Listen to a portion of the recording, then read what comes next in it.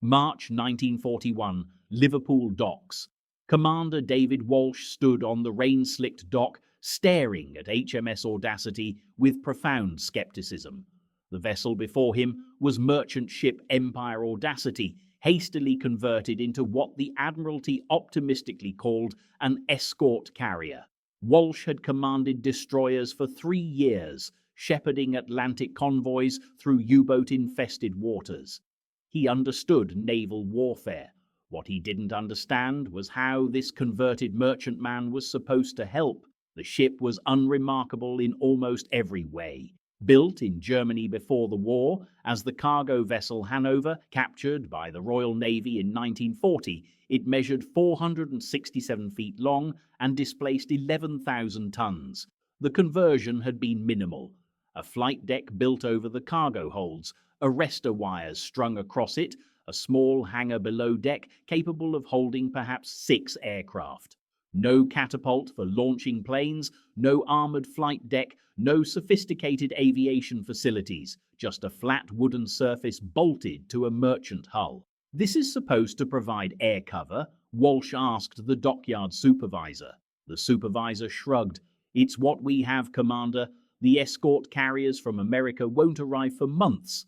Meanwhile, U-boats are sinking ships faster than we can replace them. This gives convoys some air capability where previously there was none."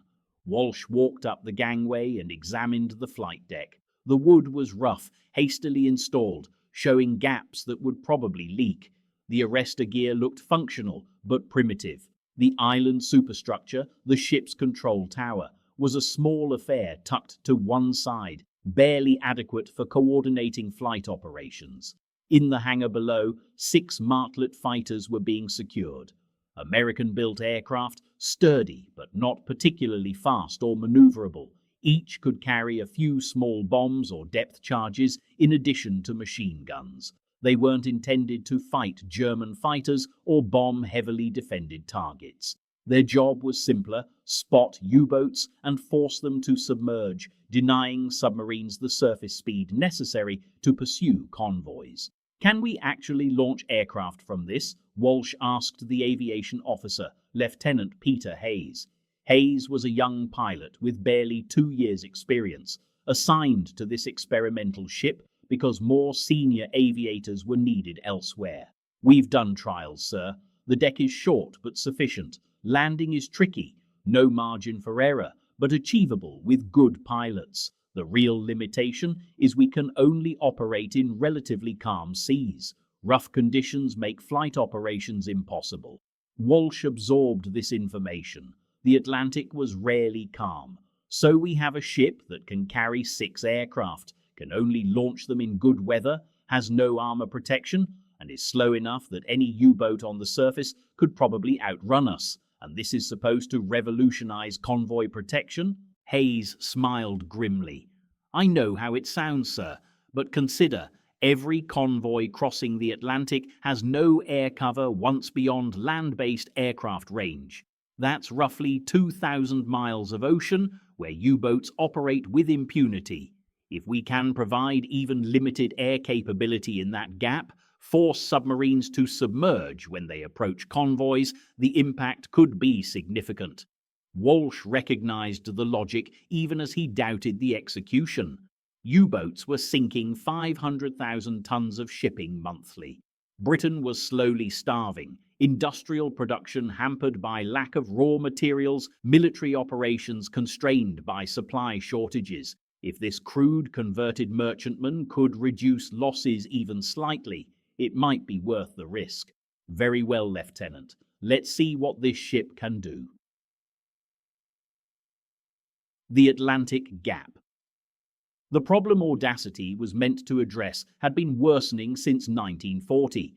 German U-boats operated most effectively in what submariners called the Atlantic Gap, roughly 1,000 miles of ocean beyond the range of land-based aircraft from Britain, Iceland, or Canada.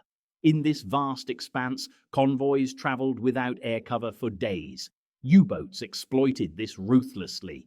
They'd shadow convoys on the surface, using their superior surface speed to position ahead of the merchantman, then attack at night when detection was difficult.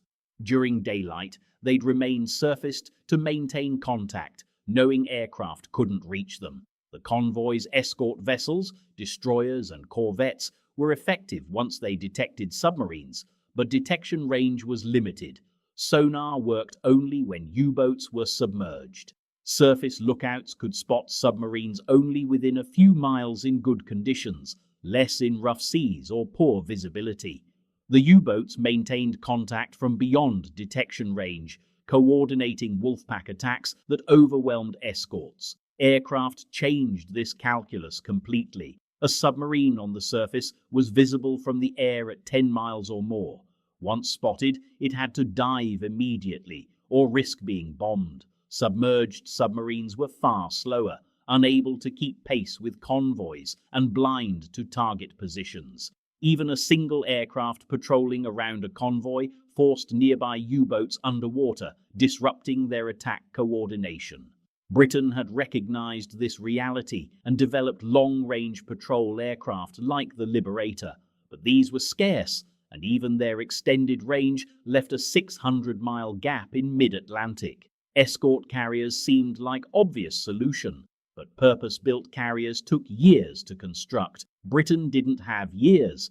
The merchant ship conversion was compromise born of desperation. Take existing hulls, add minimal aviation capability, accept severe limitations in exchange for rapid deployment.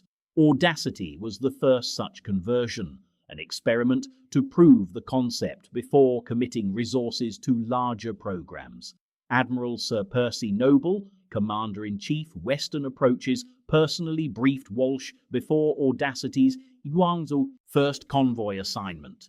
"This ship is crude, Commander, but it represents our best chance to close the Atlantic gap before U-boats strangle our supply lines completely. Your job is to determine whether the concept works.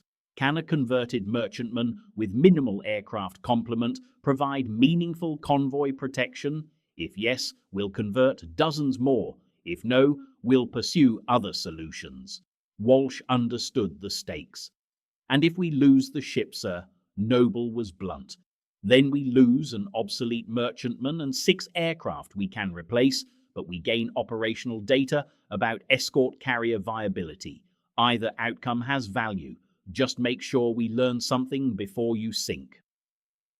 First Convoy, September 1941. Convoy OG-74 departed Liverpool September 13, 1941, bound for Gibraltar with 22 merchant ships carrying supplies for Mediterranean operations. The convoy's escort included HMS Audacity, 3 destroyers, and 4 corvettes, a reasonably strong force by late 1941 standards. Walsh positioned Audacity near the convoy's center, where the carrier could be protected by surrounding escorts. The weather was moderate, sufficient for flight operations. Hayes launched 2 martlets at dawn to begin patrol patterns. The routine was monotonous. Aircraft flew expanding square patterns around the convoy, searching for U-boats, then returned for refueling.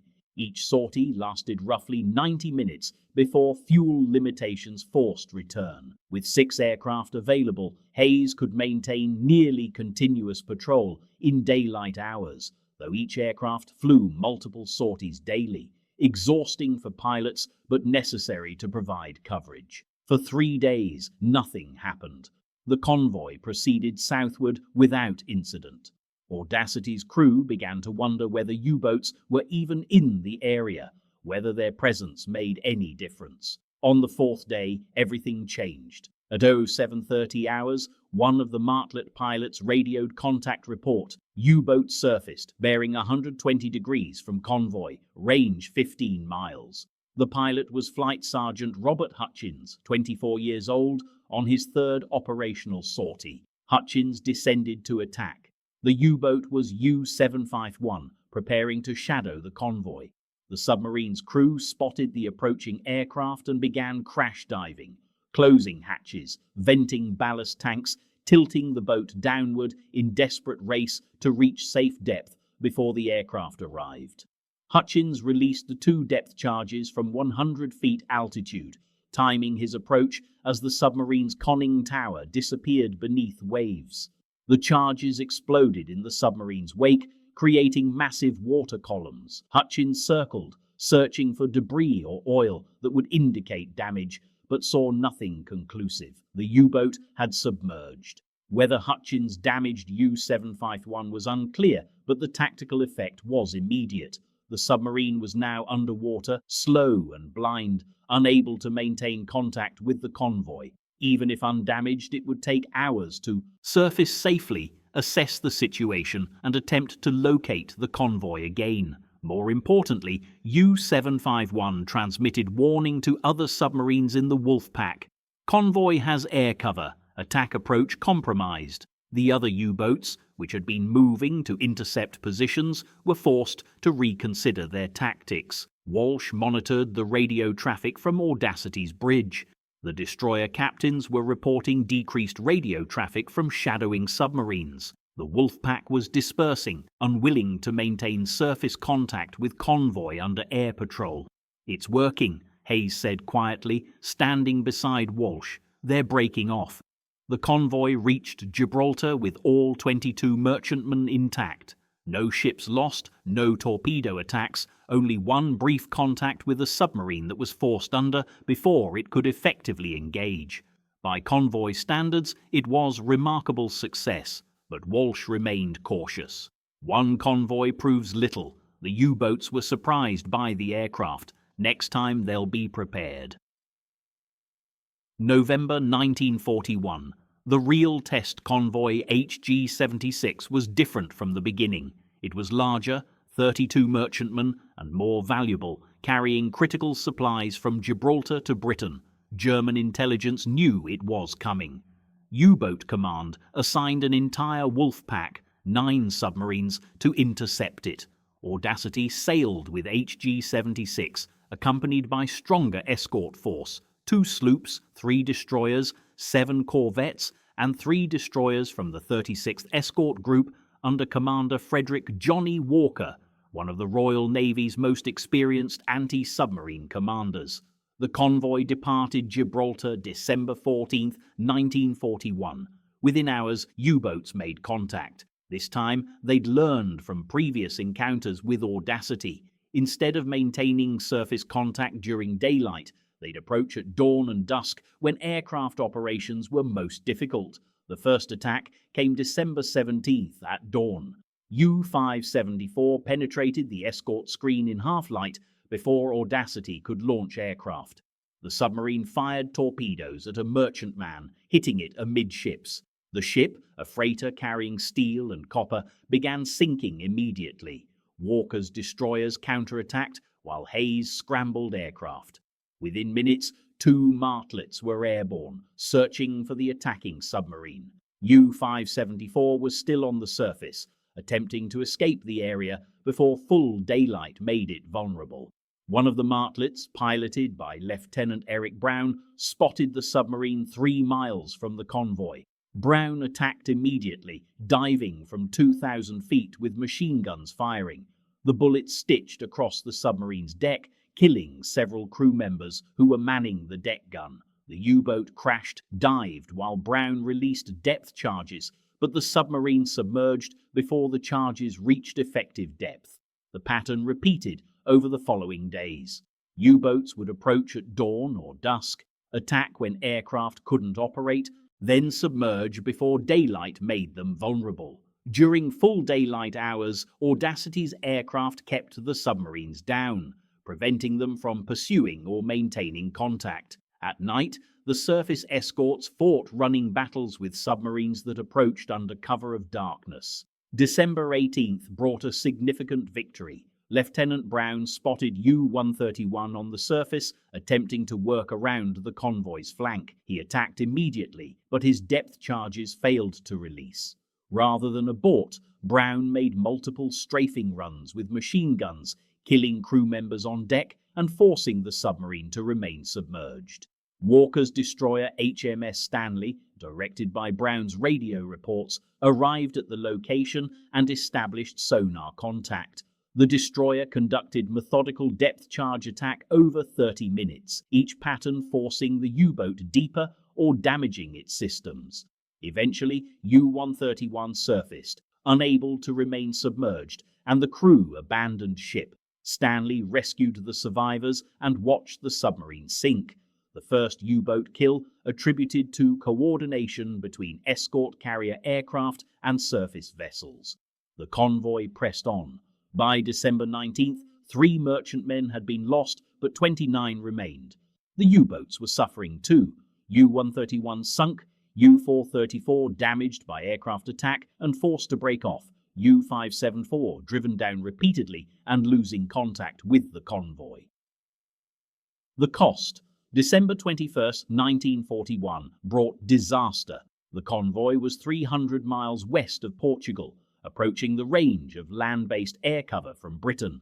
The U-boats made desperate final attempts to inflict damage before the convoy escaped.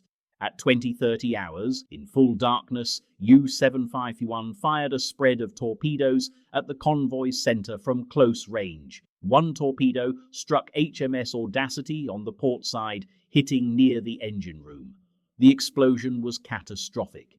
The merchant hull had no torpedo protection, no watertight compartmentation like purpose-built warships possessed. Walsh was on the bridge when the torpedo hit. The ship shuddered violently, lists immediately to port. Damage reports came within seconds. Engine room flooded, 2 boiler rooms compromised, hull breach below waterline that couldn't be contained. Hayes came to the bridge from the flight deck. "Sir, we need to evacuate the aircraft. If we can get them airborne..." "No time, Lieutenant. Ship's going down fast. Begin evacuating crew." The order went out immediately.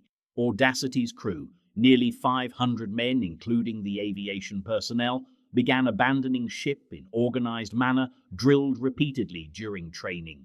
The escort vessels moved in to pick up survivors, their searchlights cutting through darkness to locate men in the water.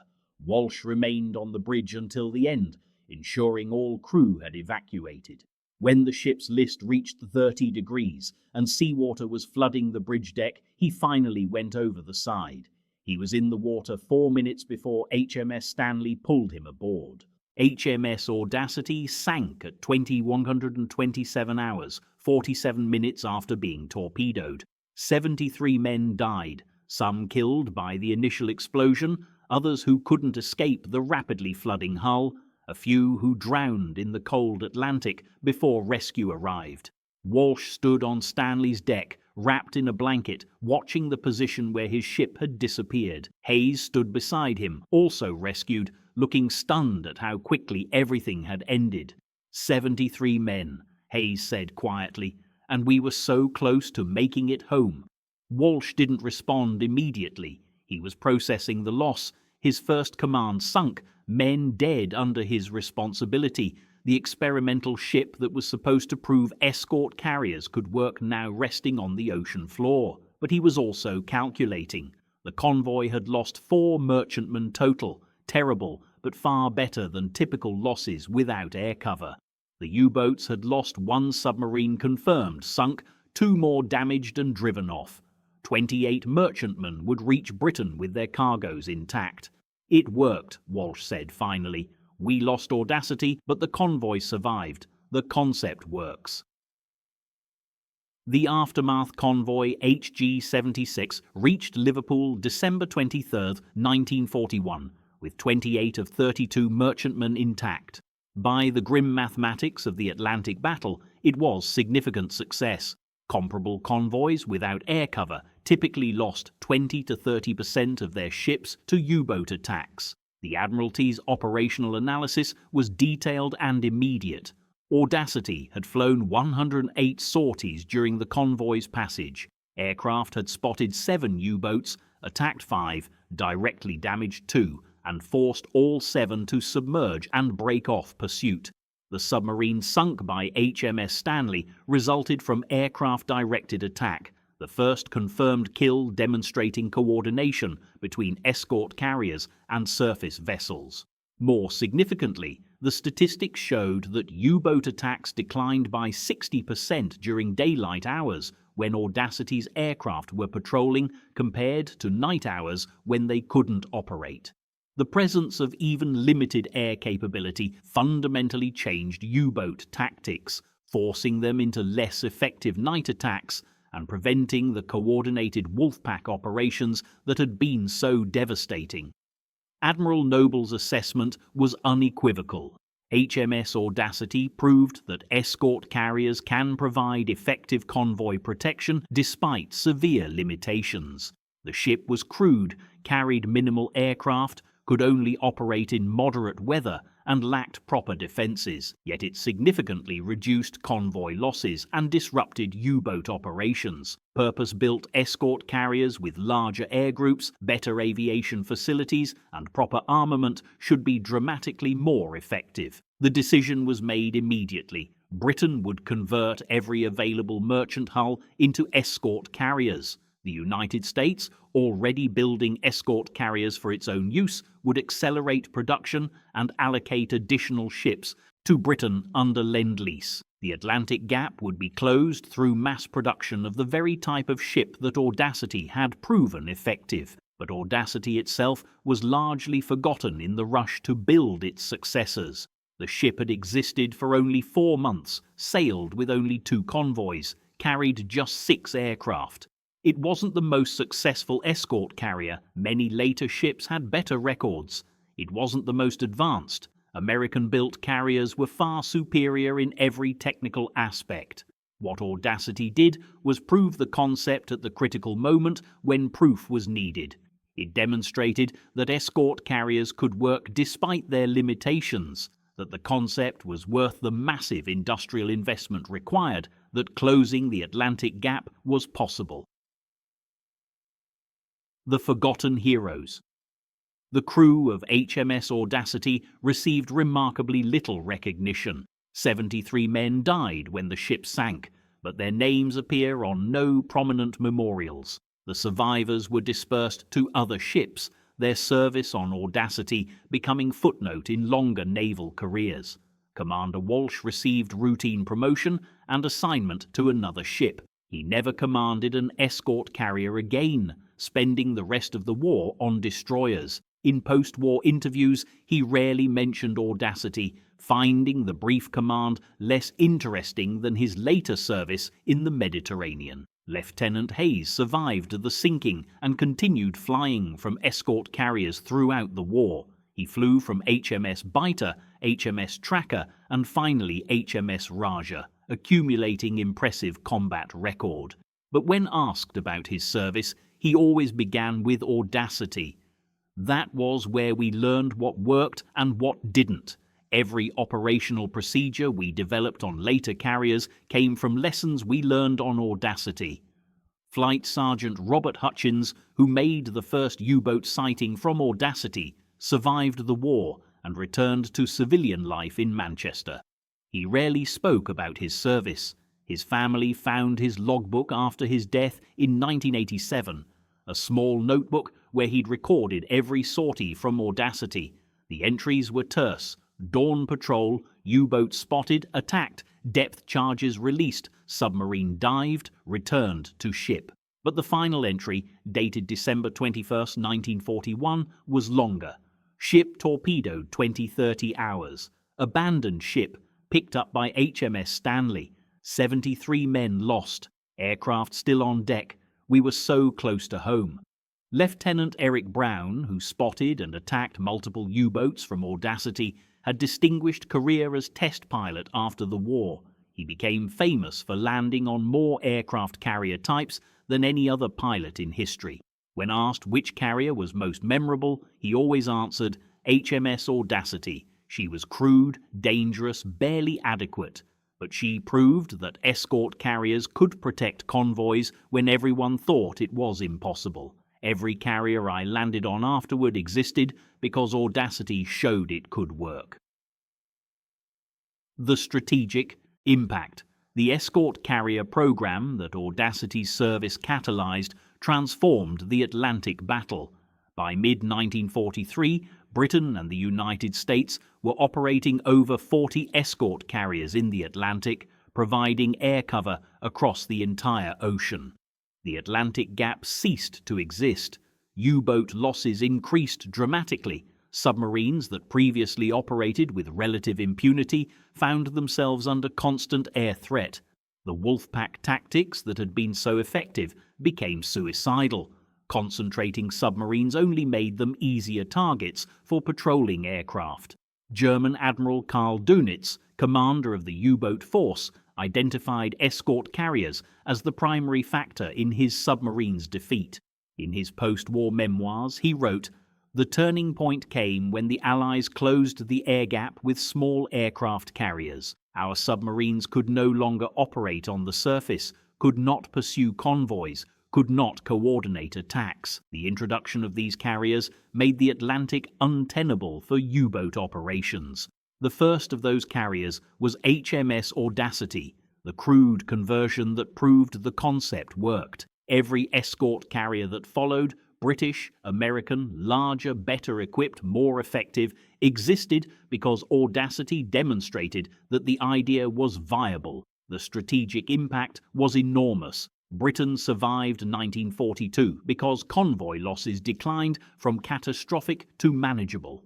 The American build-up in Britain for D-Day was possible because escort carriers protected the supply convoys. The eventual Allied victory in Europe required winning the Atlantic battle first, and winning the Atlantic battle required closing the air gap that Audacity was the first to bridge. Remembering Audacity. In 1991, 50 years after Audacity sank, the Royal Navy dedicated small memorial at Portsmouth Naval Base. The memorial listed the names of the 73 crew members who died when the ship went down. The dedication was attended by 12 surviving crew members, all elderly men who'd served on the ship for its brief operational life. Commander Walsh had died in 1985, but his daughter attended the ceremony.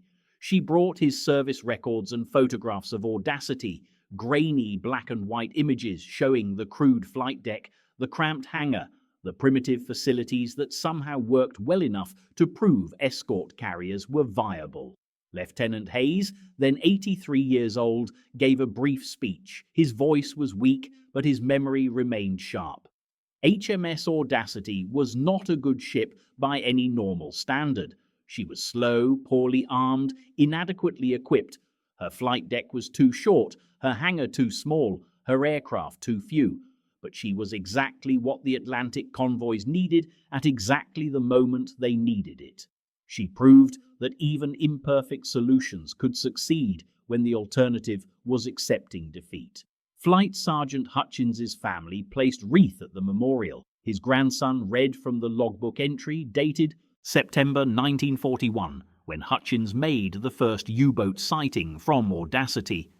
Enemy submarine spotted, forced to dive, convoy safe, purpose served. The memorial remains today, a small plaque in a quiet corner of the naval base. Most visitors pass it without stopping. Few recognize the ship's name or understand its significance. HMS Audacity has been largely forgotten, overshadowed by more famous carriers, more dramatic battles, more celebrated victories. But naval historians remember. They understand that Audacity was the ship that saved the Atlantic convoys not through superior performance, but through proving that escort carriers could work at all. That operational proof came at the critical moment when Britain needed confidence that the Atlantic gap could be closed, that convoy protection was possible, that the U-boat threat could be defeated. The legacy modern naval aviation traces its escort carrier lineage directly to HMS Audacity. The operational procedures for convoy air protection, the coordination between carrier aircraft and surface escorts, the tactics for anti-submarine patrol, all were developed during Audacity's brief operational life and refined on the dozens of escort carriers that followed. The helicopter carriers that many navies operate today serve similar function, providing air capability to task forces that lack full-sized carriers. The concept of the austere carrier, carrying limited aircraft but sufficient to provide meaningful capability, remains relevant in modern naval planning. All trace their conceptual ancestry to the crude merchant conversion that proved the idea worked in 1941. The aviation personnel who served on Audacity went on to train crews for subsequent escort carriers.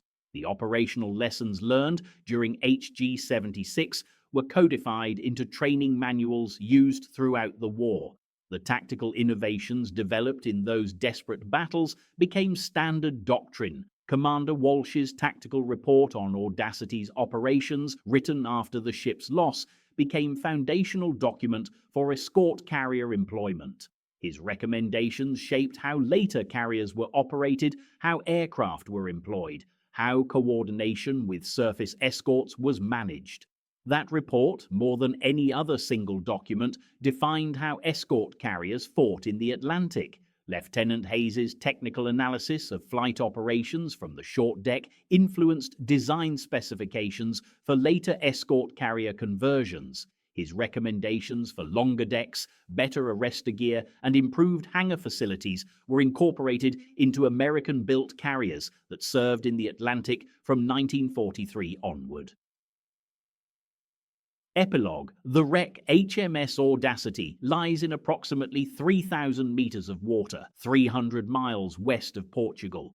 The wreck has never been located, though its approximate position is known from survivor reports and the records of HMS Stanley, which noted Audacity's last position before the ship sank. If the wreck were found, it would show a merchant ship with crude flight deck, hastily installed aviation facilities, minimal armament. Nothing about the physical remains would suggest historical significance. It would appear to be exactly what it was, an obsolete freighter converted into makeshift aircraft carrier.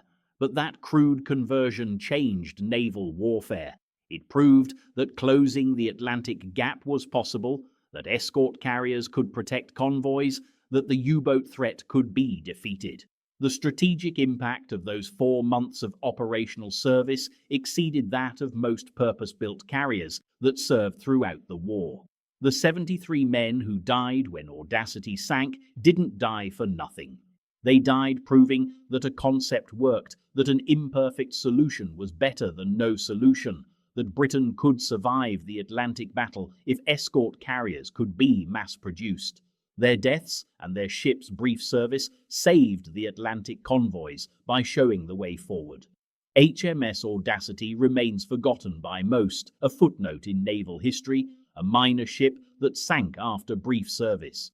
But to those who understand the Atlantic battle, who appreciate how close Britain came to starvation in 1941, who recognize that winning the war required winning the Atlantic first, Audacity stands as the ship that proved victory was possible. The crude merchant conversion with 6 aircraft and a wooden flight deck saved the Atlantic convoys by proving that escort carriers worked. That proof changed everything.